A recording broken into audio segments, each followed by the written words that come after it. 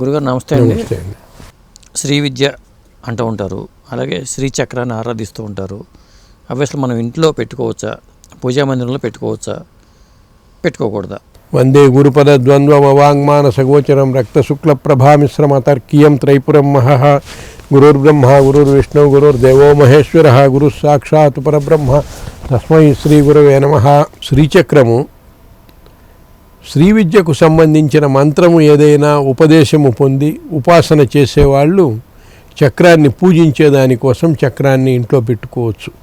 ఆ మంత్ర ఉపాసన లేని వాళ్ళు షోపీస్ మాదిరిగా ఇంట్లో పెట్టుకోవటం పనికిరాదు, దేవుడి దగ్గర పెట్టుకోవటం కూడా పనికిరాదు.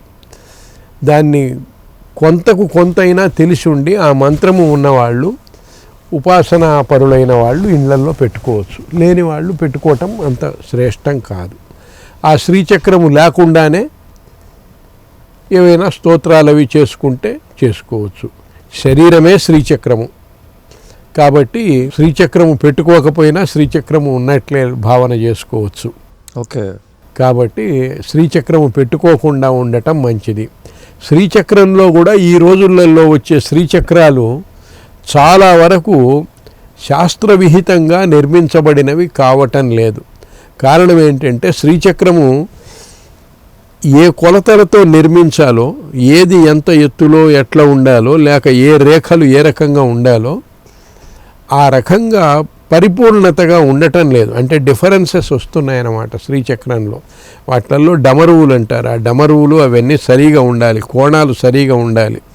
తర్వాత భూపుర రేఖలు అయితేనేమి, గురుత్రయ రేఖలు అయితేనేమి, ఇవన్నీ ఉండాలి దాంట్లో. అవన్నీ సరిగా లేకపోతే అది పూజకు అంత ప్రశస్తం కాదు.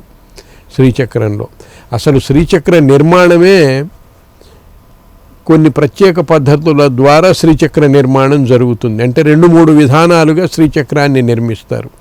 అందులో ఒకటి నవగ్రహ రేఖలని ముందు 9 రేఖలు గీచుకొని ఆ 9 రేఖల నుంచి వాటిని కలుపుతూ త్రికోణాలుగా చేసుకొని శ్రీచక్రాన్ని నిర్మిస్తారు. ఆ నవగ్రహ రేఖలలో శుక్రరేఖ మీదికి బిందువు వస్తుంది. అంటే అమ్మవారి స్థానము శుక్రరేఖ మీదికి వస్తుంది. అందుకనే అమ్మవారిది శుక్రవారం ముఖ్యమని చెప్పటం. ఓకే, ఆ బిందువు శ్రీచక్రములో బిందువు శుక్రరేఖ మీదికి వస్తుంది కాబట్టి ఓకే, అట్లా నిర్మాణం చేసేది ఒక పద్ధతి. ఇట్లా ఆ పద్ధతులకు అనుసరంగా అవి నిర్మించినట్లుగా ఉండాలి, అంతేగాని వాటిలో ఎర్రర్స్ రాకుండా ఉండాలి. ఓకే, అట్లా. తరువాత కొన్ని పోతబోసిన శ్రీచక్రాలు వస్తున్నాయి. ఆ శ్రీచక్రం కూడా ఒక ఆవరణకు ఇంకొక ఆవరణకు ఎంత ఎత్తు ఉండాలి అనేది ఒక నిర్ణయం ఉన్నది. దాని ప్రకారం ఆ నిర్ణయం చేయాలి. ఇప్పుడు సాధారణంగా వచ్చే కొన్ని శ్రీచక్రాలు ఆ నిర్మాణం ఆ కొలతల ప్రకారంగా ఉండటం లేదు. ఇప్పుడు 3x3 శ్రీచక్రం చేశాడు అనుకోండి, అంటే 3 అంగుళాల పొడవు, 3 అంగుళాల వెడల్పు, 3 అంగుళాల ఎత్తు ఉన్నప్పుడు ఈ మొదట భూపురములు ఎంత ఎత్తు ఉండాలి, తర్వాత వృత్తానికి ఎంత ఎత్తులో ఉండాలి, దాని తర్వాత అష్టదళం ఎంత ఎత్తులో ఉండాలని లక్షణాలు ఉన్నాయి. ఆ కొలతల ప్రకారమే ఉండాలి. ఆ కొలతల ప్రకారం ఉండటం లేదు. అదిగాక శ్రీచక్రాన్ని పూజ చేసే వాళ్లకు ఏ కోణములో ఏ దేవత ఉన్నది అనేది కూడా తెలియాలి.